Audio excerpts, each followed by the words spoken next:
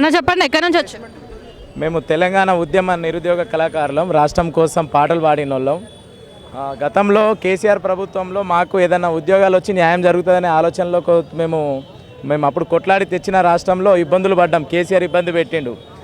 మీరు కోరుకున్న ప్రభుత్వం ఏదైతే నిరుద్యోగులు కోరుకున్న ప్రభుత్వమే వచ్చింది, న్యాయం జరుగుతుంది అనుకుంటున్నారు?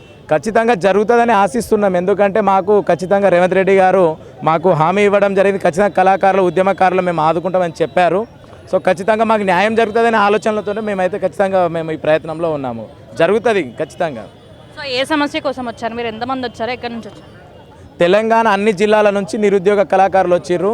తెలంగాణ రాష్ట్రంలో పాడినోళ్ళు, ఆడినోళ్ళు, డప్పు కొట్టేవాళ్ళు, పాటలు రాసేవాళ్ళు ప్రతి ఒక్కరు కూడా 33 జిల్లాల నుంచి కళాకారులు వచ్చి దాదాపు ఒక 400 మంది వచ్చినాం. ఇప్పటికి మేము ఇక్కడికి వచ్చి మాకు ఏదైనా ఉపాధి కలిగించి మమ్మల్ని ఆదుకోవాలని మేము ఇక్కడ వినతి పత్రం ప్రజా దర్బార్లో ఇవ్వడానికి వచ్చినాము. సో మీరు ఎక్కడి నుంచి వచ్చారు? మేము ఎక్కడ సేమ్ ఏ సమస్య కోసం వచ్చారు? మేము కళాకారులు కదా, నిరుద్యోగ సమస్య గురించి వచ్చింది. వస్తుంది అనుకుంటున్నారా మరి?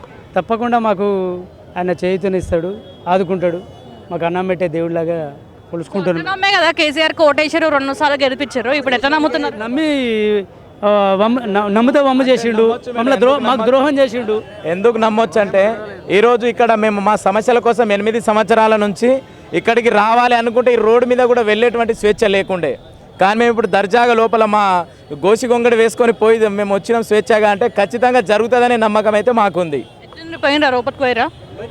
ఏం జరిగింది లోపలికి వెళ్ళిన తర్వాత? అంటే లోపల మా సమస్యలు దాదాపు అందరు ప్రజల సమస్యలు తీసుకుంటున్నారు. కానీ ఇప్పుడు వెంటనే కావాలంటే వాళ్ళు దాపు దృష్టిలో తీసుకొని నెరవేర్చే ప్రయత్నం అయితే చేస్తారు. అది రేవంత్ రెడ్డి గారితో అవుతుందని ఆలోచన కాంగ్రెస్ ప్రభుత్వంతో అవుతుందని మేమైతే గట్టిగా నమ్ముతున్నాం. అంటే రేవంత్ రెడ్డి ఇప్పుడు ప్రజల మధ్యలో ఉంటున్నాడు, బాగా పబ్లిక్ని కలవడానికి ప్రయత్నిస్తున్నాడు, కలుస్తున్నాడు. ఇప్పుడున్నట్టే 5 years ఉంటాడు అనుకుంటున్నారా? ఖచ్చితంగా ఉంటారు, ఖచ్చితంగా ఉంటారు. ఎందుకంటే ఎన్నో ఇబ్బందులు పెట్టినా ఈ 10 సంవత్సరాల్లో జైల్లో పెట్టి కేసులు పెట్టి నిరంతరం రేవంత్ రెడ్డి గారిని ఇబ్బంది పెట్టినా కూడా తట్టుకొని తను ఒక సైనికుడు ఇలా బయటికి వచ్చింది కాబట్టి ఖచ్చితంగా ఉంటాడని అయితే నమ్ముతున్నాం మేము.